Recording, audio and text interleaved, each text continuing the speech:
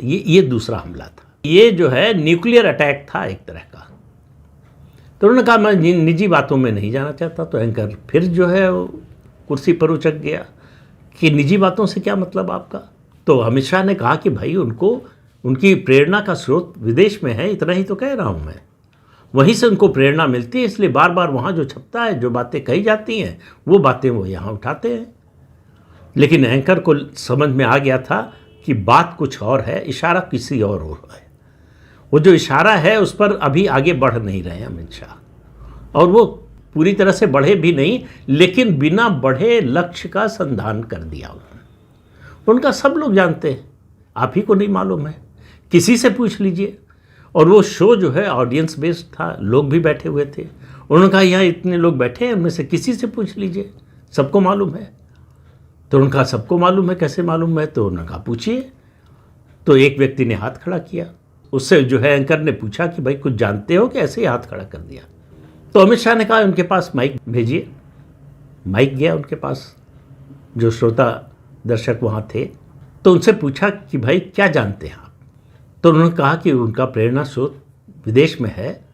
तो उन्होंने कहा इसका क्या मतलब हुआ? तो कहा कि वहाँ कोई मैसेज है। अब पूरी महफिल में ठहाका लग गया, अमित शाह भी हंसने लगे, लेकिन किसी ने कुछ कहा नहीं, उसके आगे कुछ बताया नहीं। और गृहमंत्री ने कहा कि मैं निजी बातों में नहीं जाना चाहता। तो आप इसको जरा जोड़िए, बांग्लादेश के एक अखबार के जर्नलिस्ट है सलाउद्दीन चौधरी, वो पिछले कम से कम 2-2.5 महीने से इसके बारे में बहुत सी बातें सोशल मीडिया पर, ट्विटर पर डाल रहे हैं। उन्होंने फोटोग्राफ डाले हैं राहुल गांधी के, किसके साथ, इसके बारे में नहीं बोलूँगा, आप सोशल मीडिया पर जाकर वो खोज सकते हैं।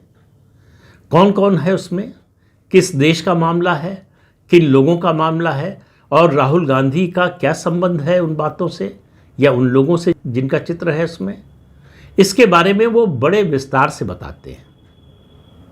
लेकिन भारत में इसकी कहीं कोई चर्चा नहीं होती है, और किसी अखबार में इसकी चर्चा नहीं होती है, किसी टीवी चैनल पर इसकी चर्चा नहीं होती है।